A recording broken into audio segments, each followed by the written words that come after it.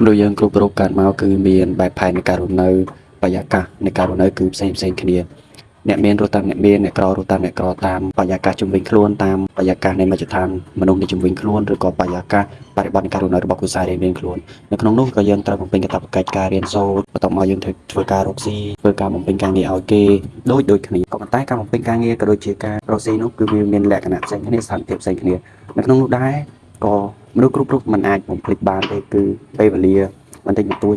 បន្ទាប់ពីសល់ពីការបំពេញការងារគេក៏ដូចជាធ្វើការរកស៊ីនោះក៏ឆ្លៀតពេលដើម្បីធ្វើការលំហែអារម្មណ៍ឬក៏ធ្វើដំណើរកម្សាន្តទៅតំបន់ទេសចរណ៍នានាដែលពួកគេពេញចិត្តរៀងៗខ្លួនអ្នកខ្លះមានពេលវេលាបន្តិចបន្តួចក៏ចូលចិត្តទៅដើរលេងតាមផ្សារទំនើបប្រើពេលវេលាបន្តិចបន្តួចធ្វើឲ្យជីវិតខ្លួនឯងរស់រវើកតាមរយៈការ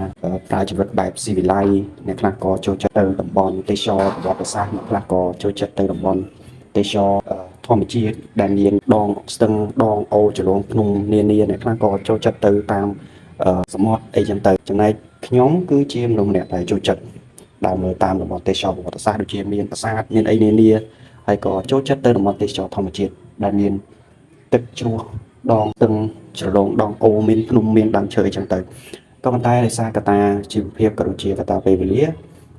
មួយរយៈដែលខ្ញុំចាប់ដើមធំដឹងក្តីមានពេលវេលាដើរលេងគឺភាគតិចណាស់ដែលខ្ញុំមានពេលវេលានិងមានថវិកាដើម្បីទៅលេងតាមតំបន់ប្រាសាទបុរាណរបស់ខ្មែរយើងពីច្រើនគឺខ្ញុំទៅចំណាយពេលមួយថ្ងៃព្រឹកទៅព្រឹកមកវិញល្ងាចគឺទៅលេងតំបន់ទេសចរណាដែលនៅជិតភ្នំពេញដែលសោះបច្ចុប្បន្នគឺខ្ញុំបំពេញការងារនៅភ្នំពេញហើយទីតាំងនោះគឺវានៅគៀកភ្នំពេញប៉ុន្តែវាច្រើនគឺនៅភ្នំពេញមានតំបន់ទេសចរវាច្រើនគួរសមដែរដែលយើងអាចទៅវិញល្ងាចបានហើយខ្ញុំចូលចិត្តទៅមួយរយៈចុងក្រោយនេះគឺក៏ដូចជាពេលវេលានិងថវិកាដែលយើងមានគឺខ្ញុំទៅតែតំបន់ទេសចរណាដែលមានលក្ខណៈធម្មជាតិចឹងណាអ្នកទាំងគ្នាដូចជាគៀកភ្នំពេញដូចជាគិរីរម្យសួនសត្វទេសចរមូលរដ្ឋាភ្នំតាម៉ៅទន្លេបាទីភ្នំជីសូរអណ្ដុងភ្ញៀវអីចឹងទៅគឺកន្លែងដែលខ្ញុំចូលចិត្តទៅសម្រាប់កន្លែងដែលឆ្ងាយពីហ្នឹងគឺខ្ញុំអត់មានពេលវេលាទៅពីច្រើនគឺខ្ញុំមានពេលទៅតែមួយថ្ងៃទេទៅព្រឹកវិលល្ងាចគួបផ្សំនឹងថវិកាក៏ដូចជាពេលវេលាហ្នឹងគឺ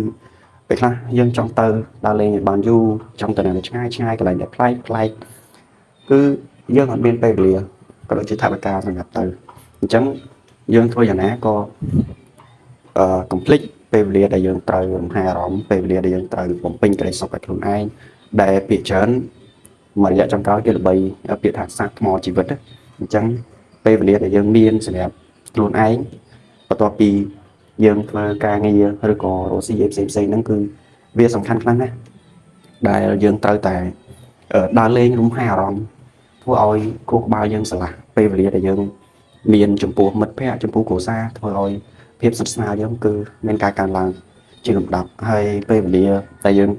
មានទាំងអស់នោះគឺវាសុទ្ធតែជាពេលវេលាដែលមានតម្លៃពីព្រោះយើងឆ្លៀតពេលពីការរកស៊ីឬក៏បំពេញការងារនោះគឺយើងទៅដើរលេងលំហែអារម្មណ៍ធ្វើឲ្យជីវិតយើងស្រស់ស្រាយជីវិតយើងមានក្តីសុខនេះហើយជាឆាកជីវិតរបស់មនុស្ស